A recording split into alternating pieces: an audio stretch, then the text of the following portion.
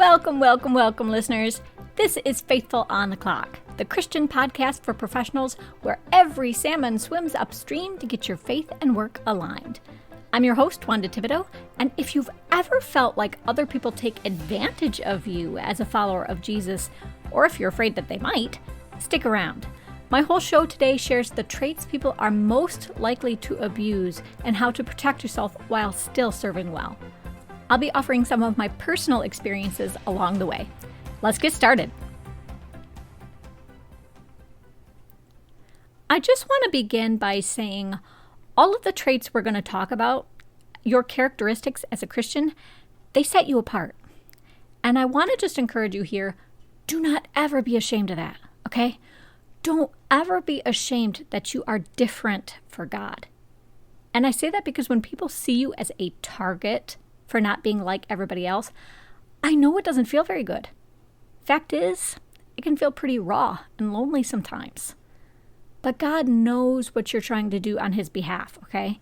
And if you just remember that you serve Him above everybody else, and that He's not going to shortchange you, finishing this good race you're called to run is going to be a whole lot easier. But there's a whole laundry list of positive characteristics we can have. And today I'm going to narrow the show down to just a couple because, let's be honest, I know you have other things to do and places to be. So I'm just going to run through these traits really quickly with some examples of what the abuse can look like in each case. But in my experience, the overall theme with this in the workplace is that it all gets gaslit into this idea of being a team player. You'll have people who essentially give you the message that if you're really a team player, you'll essentially just tolerate being mistreated. And I'm here to tell you, mistreatment is not okay. That doesn't mean you start retaliating and taking an eye for an eye. But it does mean that you can speak up and be clear about what's right and wrong, and that you can trust God to keep a fair score. And if you want a verse to kind of keep you oriented about the fact it's not okay when people take advantage of you, you can have Leviticus 25:17.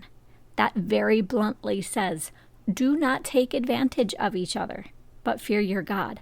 I am the Lord your God."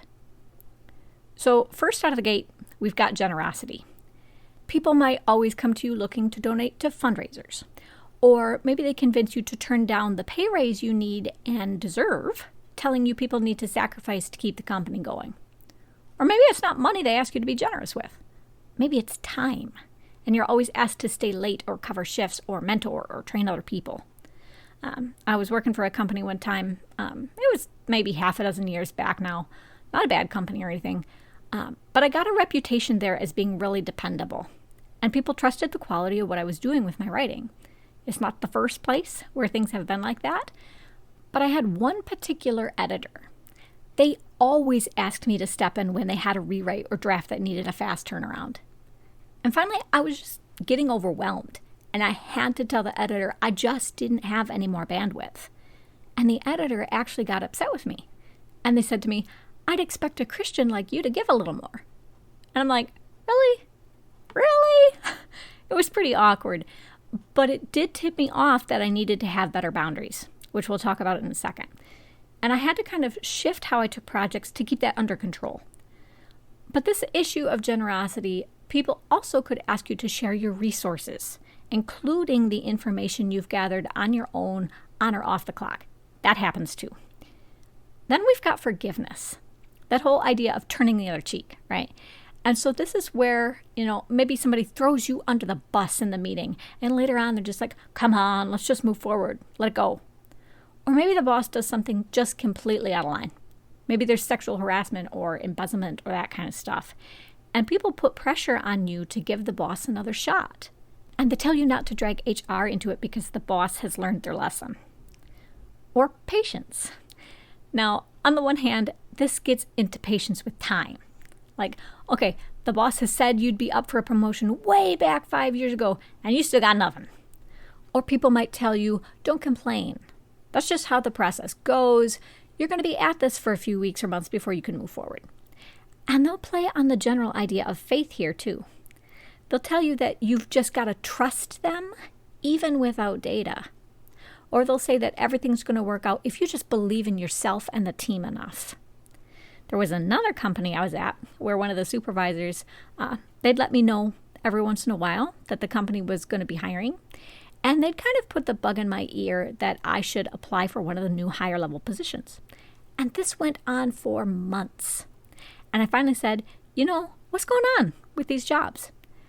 And the supervisor, they're like, it's still up in the air, but God provides. And if he wants things to open up, they'll open up. And when I left, they still hadn't hired any people. But when we talk about abusing patience, this can be patience in the sense of self-control too. So when somebody sits there giving you all these little digs about your work, the unspoken expectation is that you don't just lose it on them. You're going to just give it to God and bite your tongue. Then we've got compassion. And this is the one, in my opinion, where people can be the most intentionally manipulative. And they'll essentially play you the world's smallest violin and play the victim so you feel sorry for them and cave to give them what they want. Whether that's you not holding them accountable when they make mistakes, letting them out of learning skills, getting time off, whatever it is. But they confuse you and make you think that you're not loving if you dole out discipline or consider your own needs and goals. And it completely hijacks this idea of sacrifice to the point where you lose the ability to stand up for yourself or go after what you want. Next, we've got integrity. You might not think people could abuse this trait, but sometimes what I've seen happen is they use it as an excuse to exclude you. They'll act like, well, we're not going to invite the Christian because they're just going to look down on us and find fault. That happened to me in college especially. Because, on campus, you got a lot of student workers. And of course, they want to go out drinking and partying or whatever.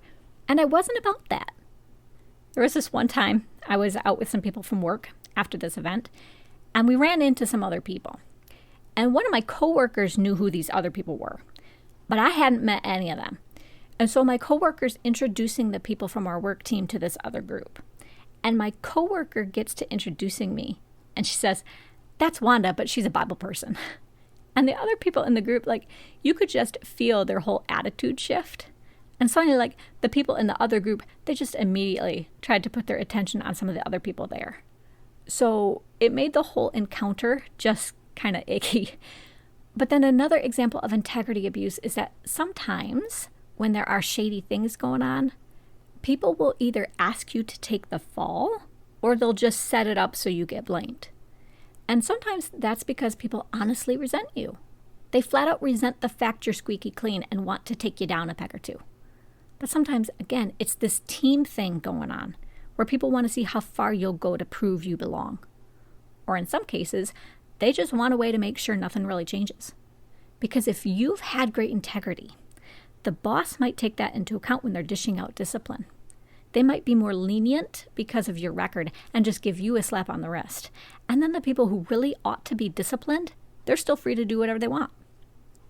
And then the last trait that some people abuse is humility. And the way this one usually shows up is they'll emphasize the fact you're supposed to be humble as a manipulative, competitive tactic to keep you from bragging or taking proper credit. The whole goal is to keep you quiet and stop you from making noise so that people hear them as they crow. They push you out of the way so they can be heard and get the attention. And unfortunately, that can have some pretty serious ramifications for the way you advance and how fast. So how do you protect yourself from all this stuff? By far, your best defense is going to be setting and holding good boundaries. Because boundaries are what teach other people what you will and will not tolerate. They set expectations. And if you don't set good boundaries up, people are going to just take all of their presumptions around Christianity to set the line. Now this ties to the second thing, which is clear communication. As you set your boundaries, you can't be wishy-washy in what you say. You have to be direct in a kind way, not only about what you're looking for, but also in what the next steps are if they violate the boundary you have.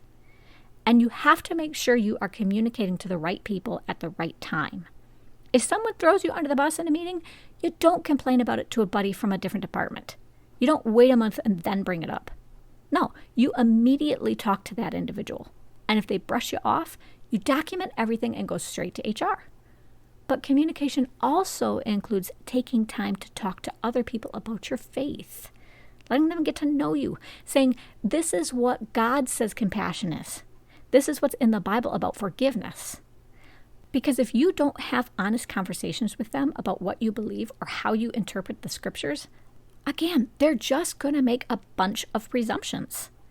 And I think you might be surprised at how incorrect some of those presumptions are, or how people misunderstand who God is and why you follow him the way you do. So it just helps you gain this level of relatability that can resolve a lot of tension and conflict. The next thing I might get a little pushback on, because I think as Christians, our tendency is to try to see the best in people. We want to recognize everybody as a child of God with potential, because that's what they are, right? But we also have to be realistic and understand that people are sinful.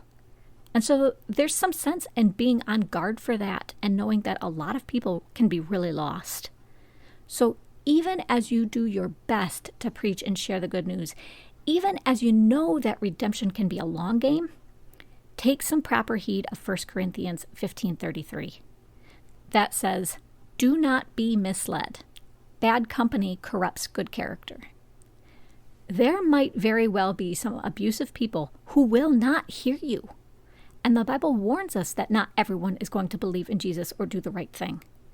So if they've rejected you and the gospel, that's when you just have to give them to God and keep your distance.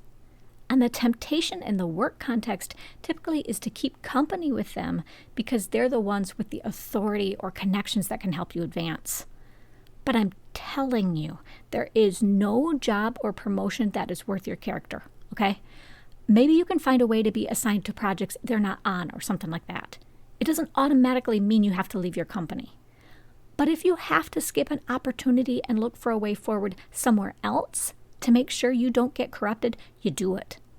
That's a big reason why God had angels lead Lot out of Sodom, and why Jesus points back to that scene in Matthew 10:14-16, where he tells his disciples to shake the dust from their feet when a city or household won't accept their message. Not only do you not want to get corrupted, but there's also an urgency to reach the other people who will hear and be saved. The final thing I'm going to recommend is some good old self-care. Now, I'm not just telling you to meditate for 5 minutes or that stuff. What I'm recommending is do whatever activities help you remember the value you have as a servant and child of God. So it's not just what activities help you cope. It's what activities help you feel free and in awe of who God is. What activities help you remember that you are a temple for the Most High God? Because when you approach self-care like that, when you find the activities that energize you toward the gifts and calling He has for you, then all of a sudden you start to behave with a whole different kind of confidence and consistency. You don't quit or take it as hard when people try to mess with you. And there's something about that people will notice right away. And instead of seeing you as a target, they sense that there's a strength in you, a light they're not going to turn off very easily. And so that becomes a defense for you. But in the best case scenario, it also ends up attracting people to you. People are going to get curious and say, I want the confidence and consistency you've got. Where in the world are you getting those things from? And that's where the opening for a really deep, authentic conversation about your faith in God is. So with those thoughts, I'd like to close out as usual with a prayer. God, you are the God of truth. And your son Jesus was honest when he said people who followed your son would suffer. But he was also honest when he said we would be blessed for it. And so, Lord, if people abuse us, if they take advantage, just refocus our attention. Keep our eyes on the fact that no matter what they do, we've got good things coming. Don't let the bad experiences we have stop us from praying and holding out hope that even those who persecute us in different ways would come to you in the end. In Jesus' name, I pray. Amen. That's the end of it all, listeners. Thanks for sticking with me today and hearing it all out. If you've been dealing with this problem, or if the tips I've covered today help you out, let me know by shooting me an email at wandathibodeau@faithfulontheclock.com.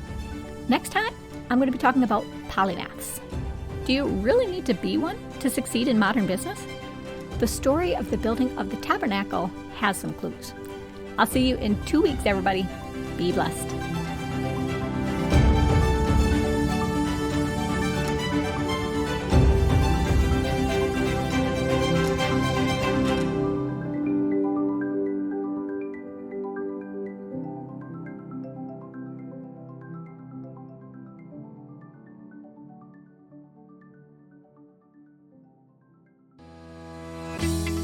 Like what you heard and want even more great Christian business content? Head on over to patreon.com/faithfulonthe-clock to become a supporting member for the show. You'll get access to options like early episode access, bonus episodes, videos, Bible studies, curated articles, and more in a tier plan that's right for you. Show your support for this podcast, and remember, enormous change can start with you.